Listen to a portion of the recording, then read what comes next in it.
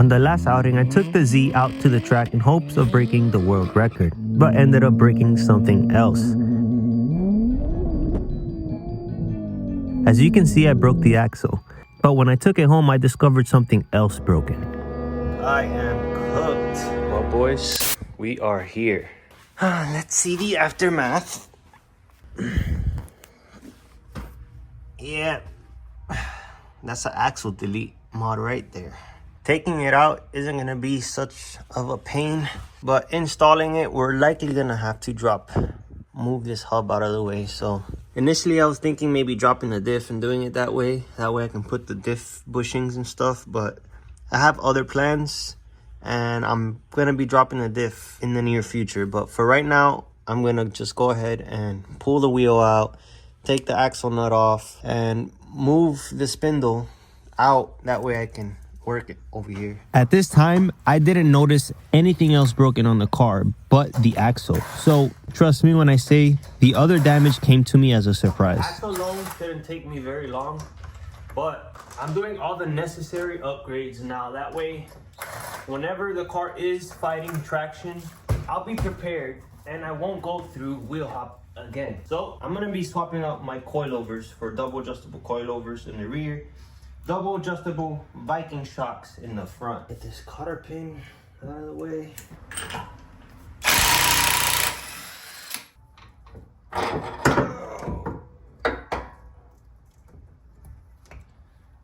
Womp womp. So here she is. Old beaten up versus old not beaten up. I bought this used on eBay. Came off of a crashed Z. I hope it's straight and true. If not, I'm gonna be screwed and I'm gonna have to just buy it brand new. It looks like it got beat up here.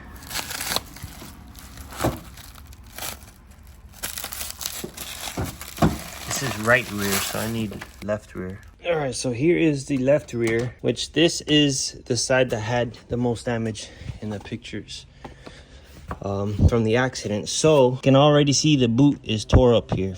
Man, yay. Damn, man, it looks like they tried to take this out incorrectly or something and they freaking tore the boot up. So this is definitely not going on right now. All right, so now with that piece out, I gotta remove this other half. I gotta take this off anyway to install the new piece, so I'm gonna take that off. I'll take this muffler end off and make some room here. That way I can work and eventually install all the other parts that are gonna support this rear end. So right now, my main focus is to remove any of the suspension tie braces that are in the way. That way, it can make my life much easier when I install all of the other supporting mods. And still, at this moment, I don't know what else is broken on the car. Since I was able to take out the factory one, I may be able to put the aftermarket one in place with the muffler still on the car. I'll have to see. But for right now, I'm gonna go ahead and I'm gonna start working on the inner part of the axle. Oh man, I was looking this way. I'm like, wow, that drop looks mighty blue. Look at that. I'm like, that can only mean one thing. I am cooked. Now I really gotta drop the diff. Damn, boys, I might be out for a minute. Alright, this sucks, man. I did not want to drop the diff right now. That means the muffler does have to come out. And I will be doing the bushings and all of that. I'll have to go on Z1 and buy a cover. I hope they sell that separately. I wonder if their high efficiency one fits the autos. They say no, but maybe it does. I don't know. Damn it, man. This is a major setback. I was planning on running some good time since we finally have good weather here. My car's been running pretty freaking good in high DA, high humidity. I don't have the advantage that most of these northerners do. So when the cool weather does come, I like to use that in my favor. Let's go ahead and drop this diff, man. All right, so I suspect my diff internally took a shit.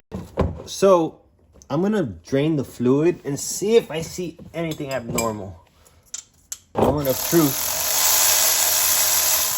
Now, the reason why I say I suspect it took a crap on me is because for some reason the car didn't want to move forward. If I have an LSD, shouldn't one axle still have enough power to move forward the vehicle? I don't know. I later then found out something else. I don't see anything abnormal coming out of here. And there's really not that much metal on the magnet.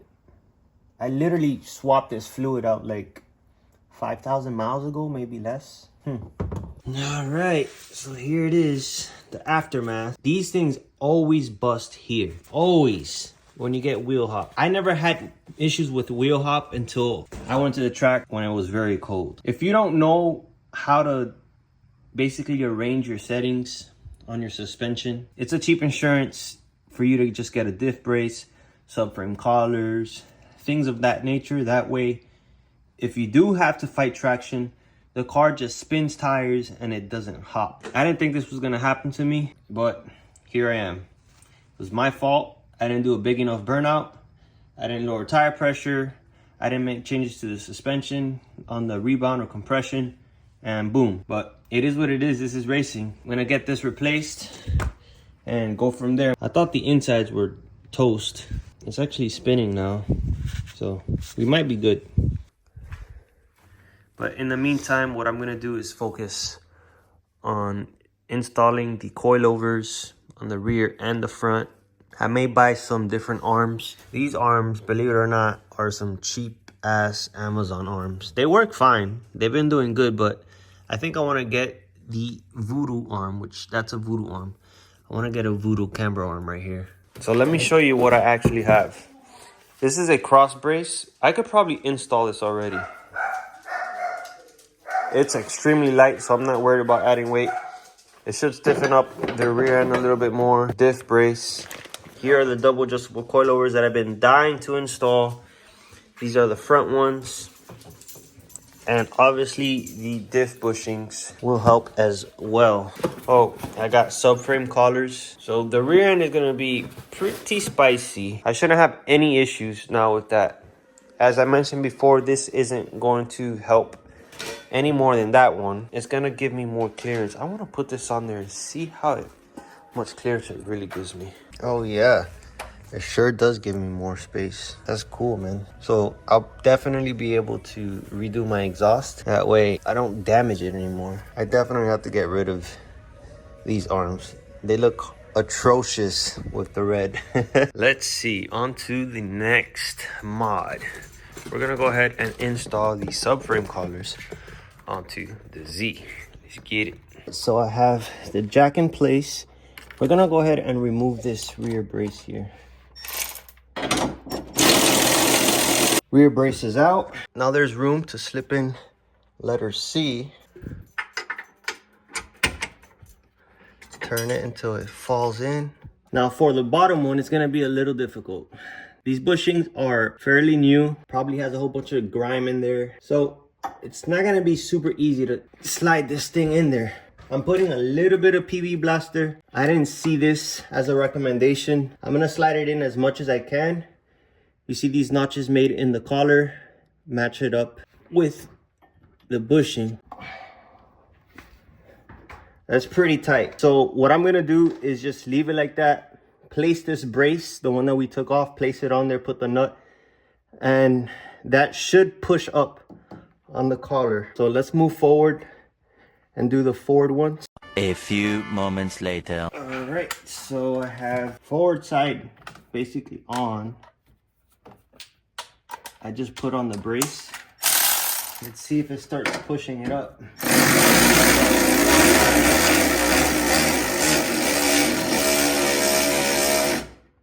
Yep.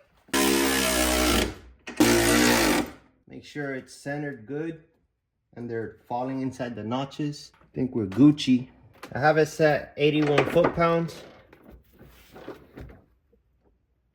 And that collar just keeps sinking into the bushing as I'm going up, as I'm tightening. Okay, now I'm starting to feel some resistance.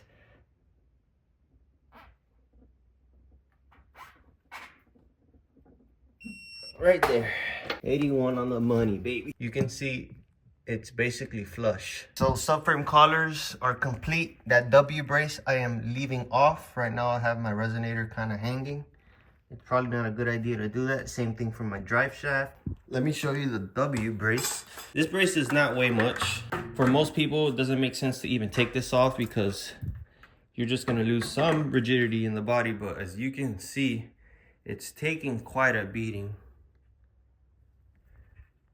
I'm losing a lot of ground clearance.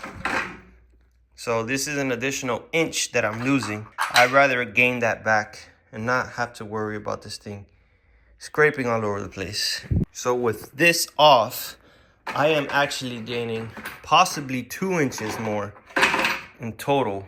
All right, so next project, I'm gonna be removing this boot from the replacement axle. I have a replacement one I got. This isn't even 4Z, this is kind of a universal boot, but it should work. All the dimensions are kind of good. This is for a large axle, and believe it or not, these axles are fairly large for a car. They're heavy duty compared to, let's say, the factory stick Z or the 370Z. I believe these are even beefier than the Q50's axles, but nothing can withstand a whole bunch of wheel hop, especially with something over 600 torque. What's crazy is how clean it sheared off. Look at that. It looks like it twisted just a little bit, and with some vibration, it snapped. It's wild. A few minutes later. All right, it's all done. I got a universal boot on there now, so it's a lot softer. I was able to open it with that, but I got it on there. The only thing I don't like is that these band clamps are a little more narrow than the OEM one, but not by much. So, but it's really tight. It should hold. At least I hope it's gonna hold. We'll see. But axle is ready to go in. Got a new spring washer for the axle. Bought an extra one just in case the passenger axle checks out. And I have a couple cotter pins. So new hardware for that. I don't have the castle. This is what they call a crown nut. I don't have a new one, but I bent this one back, so hopefully that should be sufficient enough. New delivery. So I'm gonna get rid of these eBay. I actually got these on Amazon for like 20 bucks, and they've been working great, but the color kind of throws it off, and I'm changing out the poly bushing that it currently has for a Heinz, just like my toe arm, that one. So I got it in black to match that. That's gonna mitigate any more deflection by having that bushing versus a poly. And I got a replacement one of these. Since the officials at the track messed it up, I'm not gonna bend that back. So I'm gonna put this on and put some heat onto this guy right here, because you can see it's kind of bent. So it's been a few days since the last video with the bumper and installing the axle. I was running out of time because dyno day was coming up, and luckily Turbo PP came in clutch, and I have his extra open differential installed onto the Z. Turbo PP came in clutch. Turbo PP has a Sport, which comes with an open diff. He ended up upgrading his when he had like 400 or 500 miles on it to an LSD. And now I have his open diff. He lent me his open diff. That way I can make it to dyno day tomorrow. And dude, this thing is massive. These diffs are so heavy. I think they're like 30 pounds heavier than like a 370Z or 200. They are back-breaking heavy. But I got it all mounted up. I torqued to spec the 3 bolts holding the diff. Now I gotta put the bolts through the stub axle and the axle itself and the drive shaft. I hope everything lines up well and is balanced and it doesn't vibrate, because I won't really have time to test it. I'm gonna end up installing everything, put my exhaust. I mean, I could test it today, but I'm gonna be so tired, I'm not gonna wanna keep working on this thing. I won't have the time to install the arms and the coilovers and all that, because then I have to take it to an alignment shop, and bro, there's only like a few hours left till the next day. So I'm gonna install sensors and all that, put the bolts, get her running the way she is. So yeah, I think I'm gonna make it to the dyno day, so pretty happy about that. All right, so I have the drive shaft installed. So now I'm gonna go ahead and install the diff brace. There are 3 supply bolts. You're gonna have 2 M10s, which is this thickness. This is the long one. This one's gonna go through the bottom.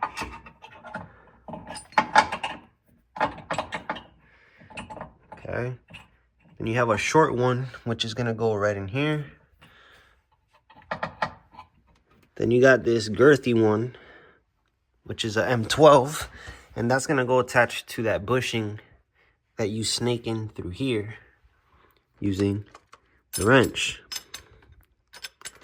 like so. Now I won't be installing the bushings, obviously, because this is not my diff. I will, however, be installing this in the meantime, because it's just 2 bolts. So there it is. I have the tie brace on. This should give my subframe a little more rigidity.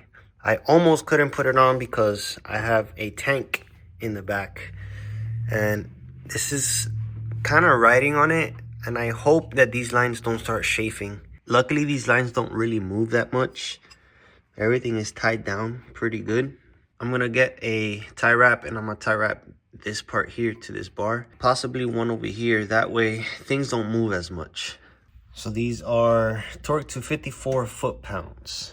Now with this guy, this is the temperature, the diff temperature sensor. This diff does not come with a provision for that. So I'm gonna have to tie wrap this here for now and seal up the end over here so nothing goes in there. Well guys, I think that's everything.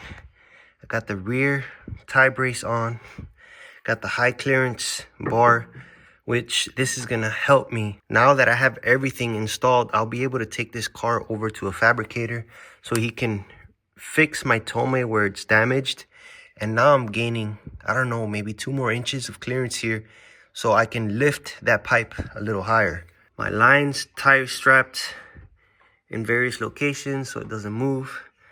This diff shouldn't move at all. I'm not gonna be taking this car to the track just because this has an open diff and it's turbo P's. I don't want to mess it up. So I'll probably do a couple 60 to 130s and take the car tomorrow to dyno day. I'm not sure if I'm going to get on the dyno. It depends if this car even makes it. Who knows? This was my first time doing a diff swap. Also replaced my axle.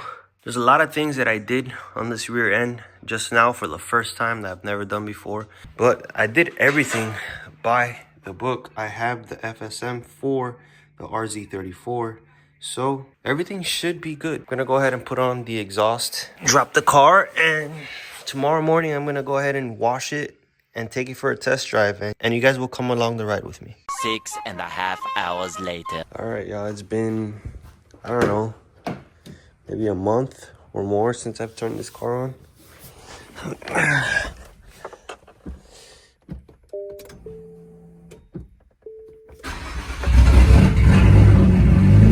Probably really low on fuel.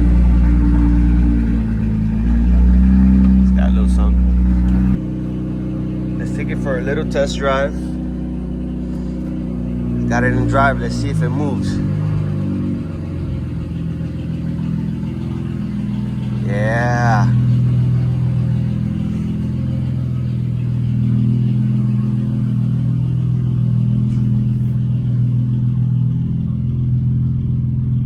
I don't hear any funny noises.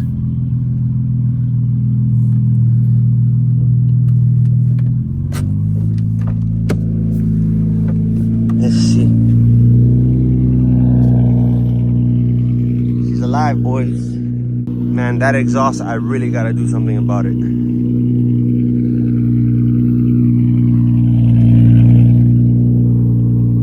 It's way too low.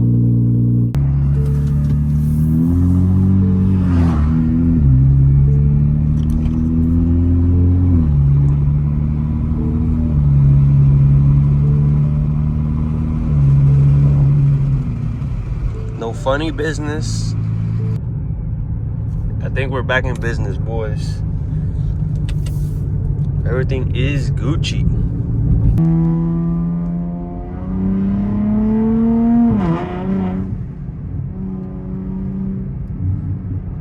This shit just wants to boogie, man.